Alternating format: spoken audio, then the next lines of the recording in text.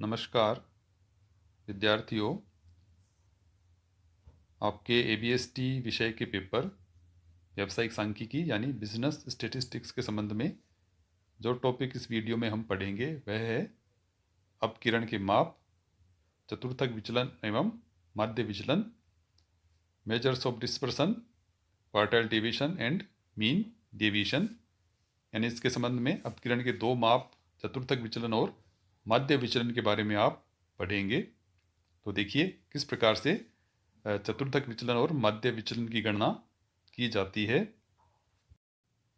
अपकिरण के माप ज्ञात करने की गणितीय रीतियों में जो दूसरा प्रकार है वह है विचलन माध्य रीति यानी मेथड्स ऑफ एवरेज डेविएशन। इसके अंतर्गत जो रीतियां आती हैं वे इस प्रकार से हैं, जिसमें प्रथम रीति है चतुर्थक विचलन यानी क्वार्टाइल डेविएशन। क्वार्टाइल डेविएशन यानी चतुर्थक विचलन क्या होता है कि तृतीय चतुर्थक और प्रथम चतुर्थक के अंतर का आधा जब हम कर देंगे तो वह चतुर्थक विचलन कहलाएगा। यानी Q3 और Q1 के अंतर का आधा हम करेंगे तो वह चतुर्थक विचलन आएगा। देखिए इसका सूत्र इस प्रकार से है, क्वार्टाइल डेविएशन यानी QD बराबर Q3 माइनस Q1 बटे 2।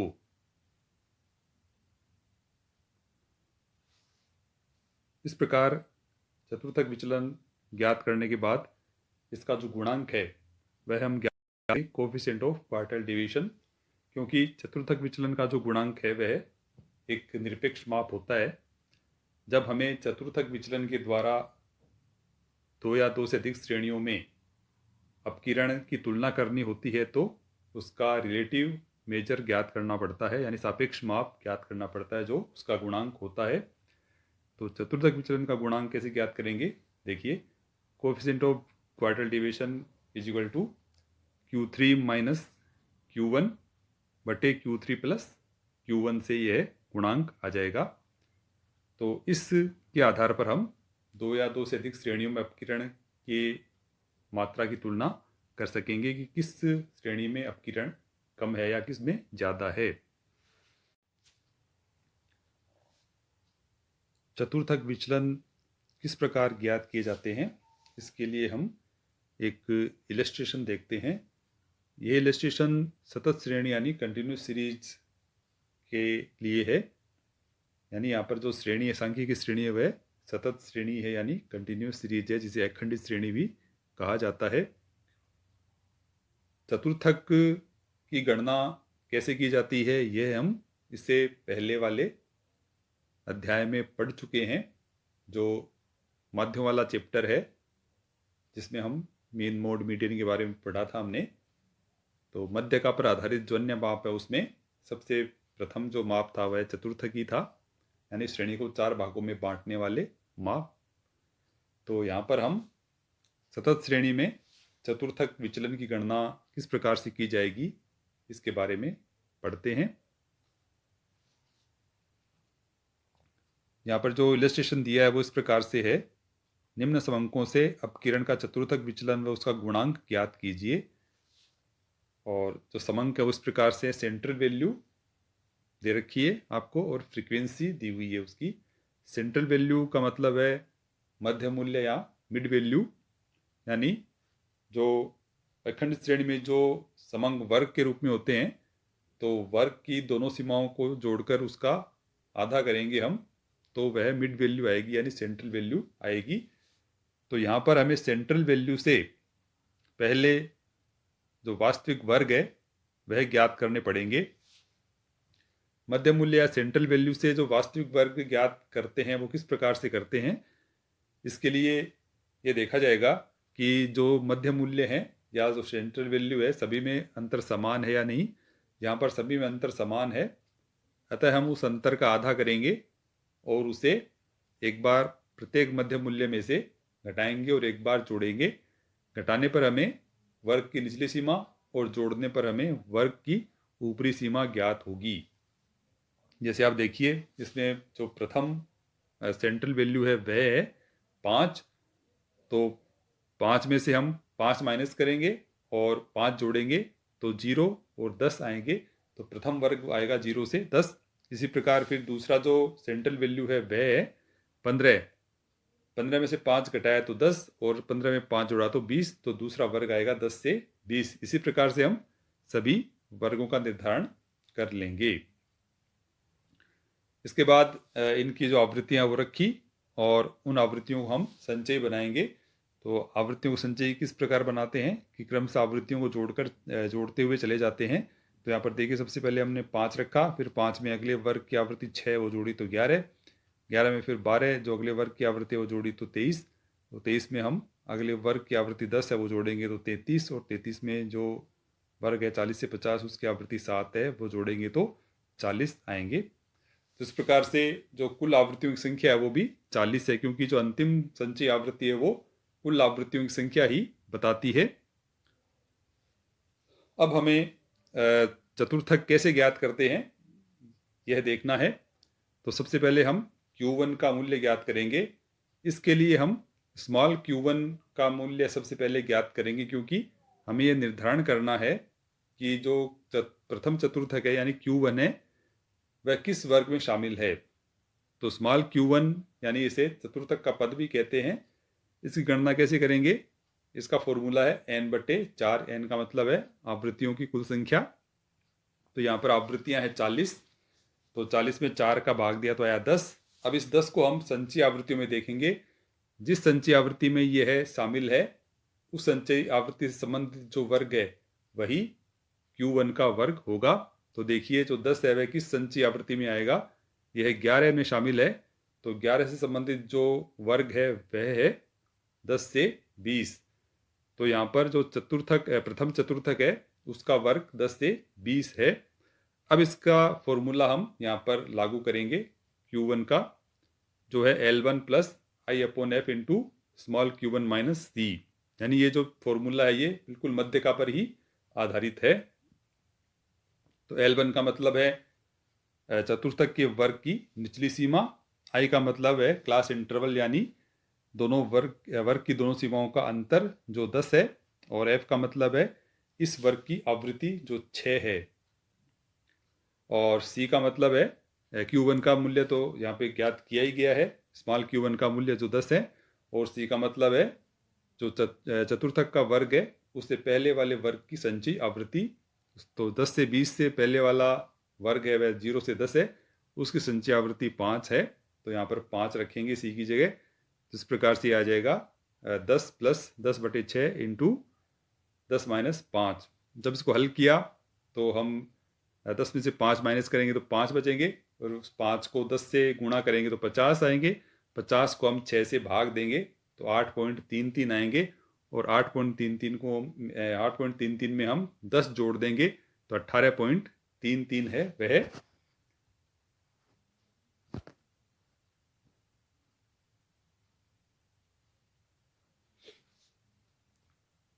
प्रथम चतुर्थक है उसका मूल्य आएगा। इसी प्रकार हम जो तृतीय चतुर्थक है उसका मूल्य ज्ञात करेंगे, यानी Q3 का मूल्य ज्ञात करेंगे।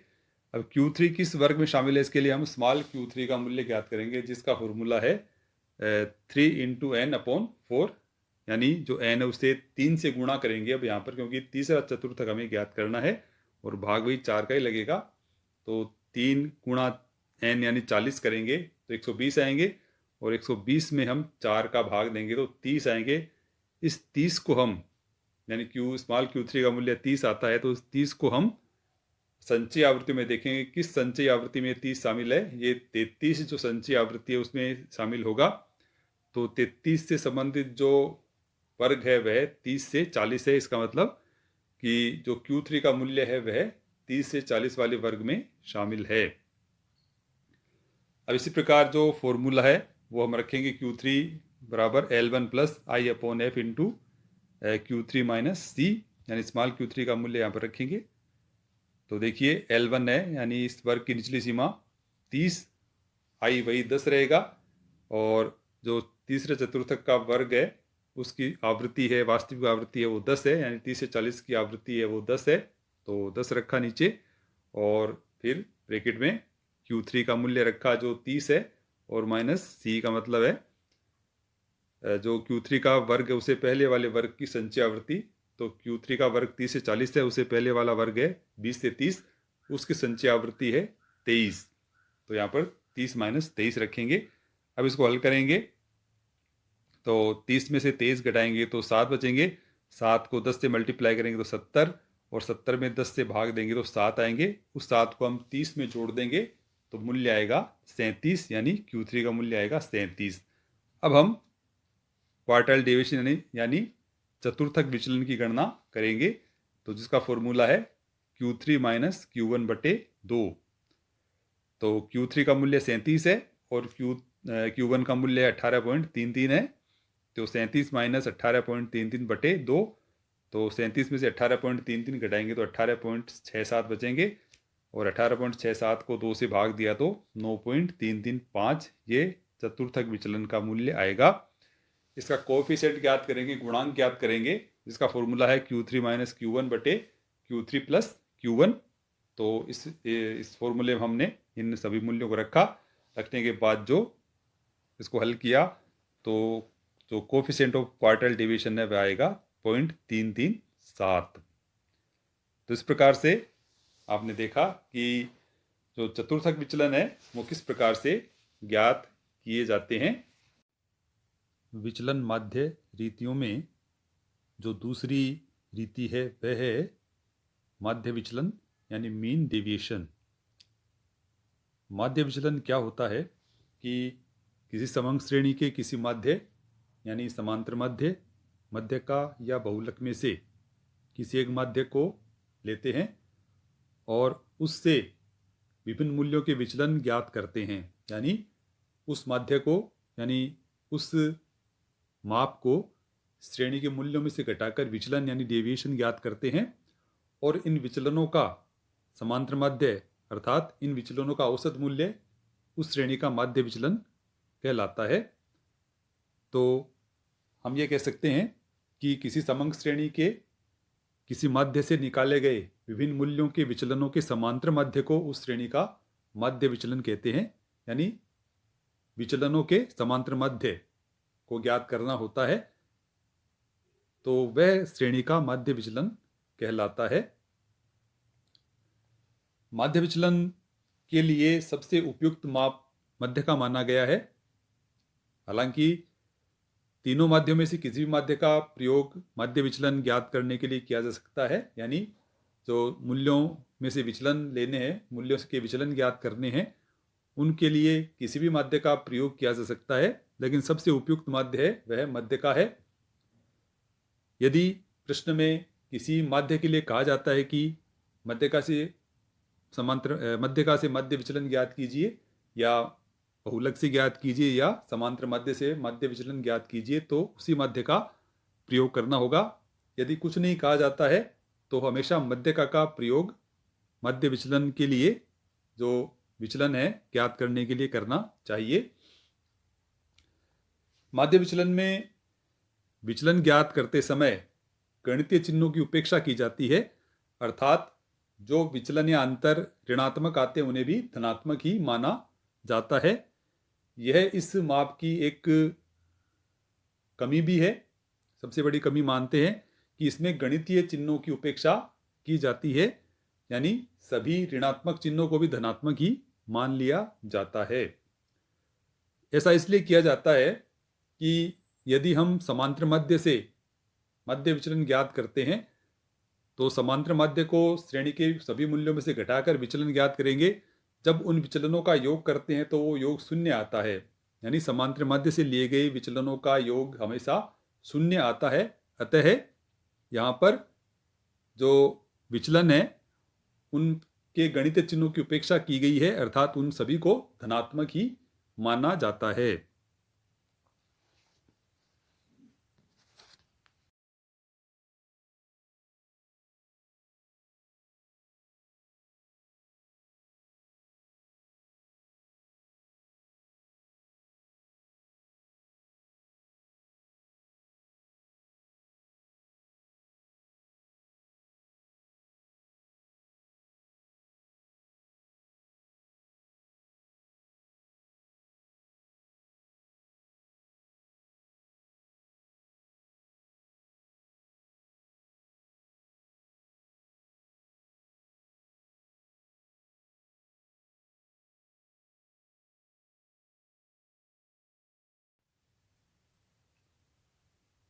विभिन्न समंक श्रेणियों में माध्य विचलन की गणना कैसे की जाती है, अब हम इसके बारे में जानकारी लेते हैं।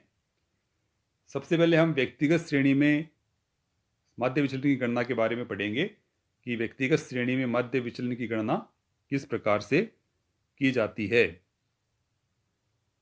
व्यक्तिगत श्रेणी में माध्य विचलन ज्ञात करने की दो रीतियां हैं, प्रत्यक्ष रीति यानी डायरेक्ट मेथड और लघु रीति यानी शॉर्टकट मेथड। सबसे पहले हम प्रत्यक्ष रीति में माध्य विचलन व उसके गुणांक का परिकलन कैसे किया जाता है वो देखते हैं। इसके लिए जो प्रक्रिया अपनाएंगे वो इस प्रकार से है। सबसे पहले हम श्रेणी को क्रम से व्यवस्थित करेंगे, फिर श्रेणी का औसत मूल्य ज्ञात करेंगे। यानी औसत मूल्य का मतलब है कि जिस माध्य से हमें माध्य विचलन ज्ञात करना है, अर्थात जिस माध्य का प्रयोग करके हमें विचलन यानी अंतर ज्ञात करने हैं, वो माध्य ज्ञात करेंगे। चाहे वो मध्य का हो, चाहे वो समांतर माध्य भी हो सकता है और वो बहुलक भी हो सकता है। यदि किसी माध्य के बारे में कहा नहीं गया है तो हम हमेशा मध्यका का प्रयोग करेंगे। इसके बाद हम उस माध्य को श्रेणी के मूल्यों में से घटाकर विचलन डी ज्ञात करेंगे। विचलन को प्रकट करने के लिए डी के दोनों तरफ दो सीधी रेखाएं बना दी जाती हैं। इसका तात्पर्य यह होता है कि धनात्मक और ऋणात्मक चिन्हों का ध्यान डी को ज्ञात करने में नहीं रखा गया, यानी डी का मतलब यहाँ पे डेविएशन से है, विचलन से है। तो जब हम श्रेणी के मूल्यों में से किसी माध्य को घटाएंगे तो जो अंतर आएगा उसे हम डी से संबोधित करेंगे, डी यानी डेविएशन। उसके दोनों तरफ हम दो सीधी रेखाएं खींच देंगे। इसका मतलब ये होगा कि डी को ज्ञात करने में धनात्मक और ऋणात्मक चिन्हों को ध्यान में नहीं रखा गया है, अर्थात सभी जो विचलन है वो धनात्मक ही माने जाएंगे। फिर इन विचलनों का योग करके सिग्मा डी ज्ञात करेंगे और इस योग में पदों की संख्या का भाग देकर मध्य विचलन की गणना कर लेंगे। पदों की संख्या का मतलब है कि पद मूल्यों की संख्या कितनी है, यानी n का मूल्य कितना है। इसके बाद जो सूत्र है उसका प्रयोग करके माध्य विचलन और उसका गुणांक है ज्ञात कर लिया जाएगा। तो यहाँ पर हम एक उदाहरण के द्वारा देखते हैं कि किस प्रकार से व्यक्तिगत श्रेणी में माध्य विचलन की गणना की जाती है। वहीं पे सूत्र और उसके गुणांक के सूत्र के बारे में बात करेंगे। तो देखिए जो उदाहरण है वो इस प्रकार से है। विद्यार्थियों द्वारा निम्न प्राप्तांकों से मध्य का और माध्य द्वारा माध्य विचलन तथा उसका गुणांक ज्ञात कीजिए। यहाँ पर मध्य का और माध्य यानी समांतर माध्य दोनों के द्वारा माध्य विचलन की गणना करवाई गई है। जो समांक इस प्रकार से यहाँ पे प्राप्तांक दिए गए हैं, मार्क्स हैं 5, 9, 12, 16, 31, 20, 25 और 34। तो श्रेणी क्रम से ही है, तो इन्हें एज इट इज इसी प्रकार से रख लिया जाएगा और इनके सीरियल नंबर लिख दिए जाएंगे। तो ये 8 पद मूल्य हैं, तो 8 सीरियल नंबर यहाँ पर लगा दिए गए हैं। तो ये जो समांक है पद मूल्य इन्हें x से संबोधित करते हैं। अब इसके बाद हम सबसे पहले मध्य का की गणना करेंगे। तो व्यक्तिगत श्रेणी में मध्य का ज्ञात करने का फॉर्मूला है m = size of n+1/2 item, यानी n+1/2 के द्वारा जो मूल्य या जो अंक हमें प्राप्त होगा वह मध्य का मूल्य का क्रमांक होगा, यानी श्रेणी में उस क्रम का मूल्य है वह मध्य का माना जाएगा। जैसे देखिए यहाँ पर n है 8 है, तो 8 + 1/2 किया तो 8 में 1 जोड़ा तो 9 हो गया और 9 में 2 का भाग दिया तो 4.5 आया, यानी 4.5वां आइटम मध्यका का मूल्य है। लेकिन क्रम संख्या में 4.5 का कोई क्रम नहीं है, अतः हम क्या करेंगे कि इसे थोड़ा सा और आगे विस्तृत करेंगे। हमें यह पता है कि जो मध्यका का मूल्य है वो चौथे नंबर के आइटम और 5वें नंबर के आइटम के बीच में स्थित है। तो यहाँ पर हम करेंगे कि जो 4th आइटम है उसका तो पूरा मूल्य लेंगे और plus 5th item minus 4th item का आधा हम ले लेंगे। तो देखिए फोर्थ आइटम है उसका मूल्य 16 है तो 16 लिया, प्लस फिर फिफ्थ आइटम और फोर्थ आइटम का जो अंतर है, यानी फिफ्थ आइटम 20 है और फोर्थ आइटम 16 है, तो दोनों का अंतर है वो 4 आता है। उस 4 का आधा हम लेंगे, 0.5 लेंगे, तो वो 2 आएगा, और 16 में प्लस 2 कर देंगे तो 18 आएगा मध्यका का मूल्य। इसी के साथ हम एक्स बार की गणना भी यहाँ पर कर लेंगे। तो एक्स बार व्यक्तिगत श्रेणी में कैसे ज्ञात होता है, इसका फॉर्मूला है सिग्मा एक्स बटे एन, यानी जो कुल पद मूल्य हैं उनका योग। तो सिग्मा एक्स है वो 152 है और एन का मूल्य 8 है, तो 152 बटे 8 करेंगे, तो 152 में 8 का भाग देंगे तो ये आएगी 19। तो एम का मूल्य है वो 18 है और एक्स बार का मूल्य है वो 19 है। अब हम दोनों ही माध्यों के द्वारा विचलन ज्ञात करेंगे।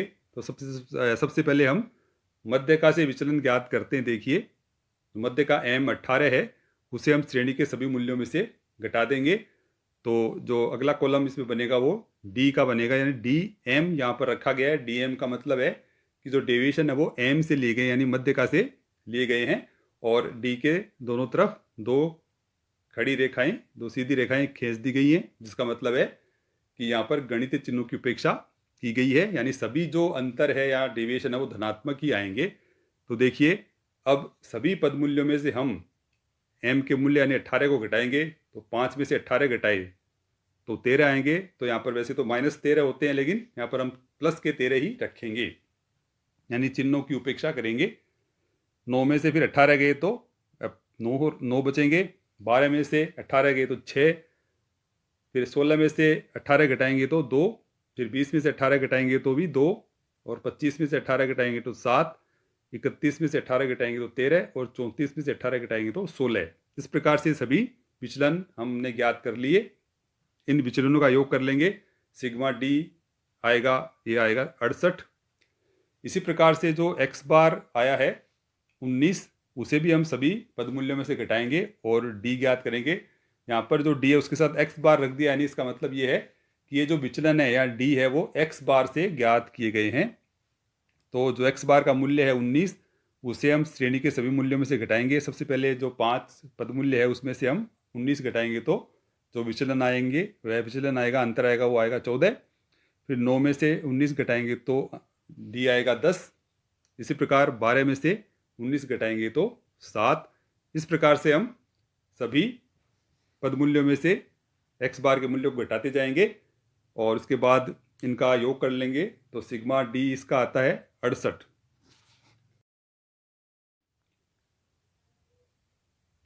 माध्य विचलन ज्ञात करने की जो दूसरी रीति है वह है लघु रीति, यानी शॉर्टकट मेथड। तो व्यक्तिगत श्रेणी में शॉर्टकट मेथड से माध्य विचलन की गणना किस प्रकार से की जाती है, अब हम यह देखते हैं। अगर मध्यका से माध्य विचलन की गणना की जाती है तो उसके लिए क्या विधि अपनाते हैं, वो इस प्रकार से है। सबसे पहले हम पदों को व्यवस्थित करेंगे क्रम से और मध्यका की गणना कर लेंगे। इसके बाद मध्य का मूल्य से अधिक वाले जो मूल्य हैं उनका योग करेंगे, जिसे हम सिग्मा एक्स ए कहेंगे, और इसी प्रकार मध्यका से छोटे मूल्य हैं यानी कम मूल्य हैं उनका योग करेंगे, जिसे हम सिग्मा एक्स बी कहेंगे। मध्यका के बराबर जो मूल्य आता है समंग श्रेणी में यदि कोई है तो उसे हम छोड़ देंगे, उसे नए एक्स ए में शामिल करेंगे और नए एक्स बी में शामिल करेंगे। जैसे मान लीजिए व्यक्तिगत श्रेणी में 9 मद हैं, तो 5वां पद मध्यका का है, 5वें पद के मूल्य को नए तो सिग्मा एक्स ए में लेंगे और नए सिग्मा एक्स बी में लेंगे। यानी मध्यका का मूल्य अगर श्रेणी में शामिल है, वहाँ पर है दिखाई दे रहा है, तो उस मूल्य को छोड़ दिया जाएगा, उसे सिग्मा एक्स ए में भी नहीं लेंगे और सिग्मा एक्स बी में भी नहीं लेंगे। एक बार फिर मैं बता दूं, सिग्मा एक्स ए का मतलब है मध्यका से जो बड़े पद मूल्य हैं उनका योग, और सिग्मा एक्स बी का मतलब है मध्यका से जो छोटे मूल्य हैं उनका योग। इसके बाद जो फॉर्मूला है इसका, उसके द्वारा माध्य विचलन की गणना कर लेंगे। तो ये माध्य विचलन का फॉर्मूला है, तो मध्यका से माध्य विचलन ज्ञात कर रहे हैं शॉर्टकट मेथड से। उसका फॉर्मूला है sigma X A minus sigma X B बटे एन। यदि समांतर माध्य से माध्य विचलन ज्ञात करना है तो क्या प्रक्रिया अपनाई जाएगी? इसके अंतर्गत भी सबसे पहले हम माध्य विचलन की गणना करेंगे और माध्य विचलन की गणना करने के बाद में माध्य विचलन से बड़े मूल्य यानी सिग्मा एक्स से ज्ञात करेंगे और माध्य विचलन से जो छोटे मूल्य हैं वो सिग्मा एक्स बी ज्ञात करेंगे। और इसी प्रकार समांतर माध्य से जो बड़े मूल्य हैं उनकी संख्या एन ए और समांतर माध्य से जो छोटे मूल्य उनकी संख्या एन बी ज्ञात करेंगे। और फिर इसका जो फॉर्मूला है वो इस प्रकार से होगा, sigma X A minus sigma X B minus into N A minus N B और गुणा एक्स बार आगे हो जाएगा और बटे एन। तो एक बार फिर देख लीजिए कि सिग्मा एक्स ए होगा समांतर माध्य से अधिक जो मूल्य हैं उनका योग और सिग्मा एक्स बी है समांतर माध्य से जो छोटे या कम मूल्य हैं उनका योग। यदि कोई मूल्य समांतर माध्य के बराबर है तो उसे छोड़ दिया जाएगा। एन ए का मतलब है समांतर माध्य से अधिक जो मूल्य है उनकी संख्या और एन बी का मतलब है समांतर माध्य से जो छोटे मूल्य हैं उनकी संख्या और एन का मतलब है कुल मदों की संख्या।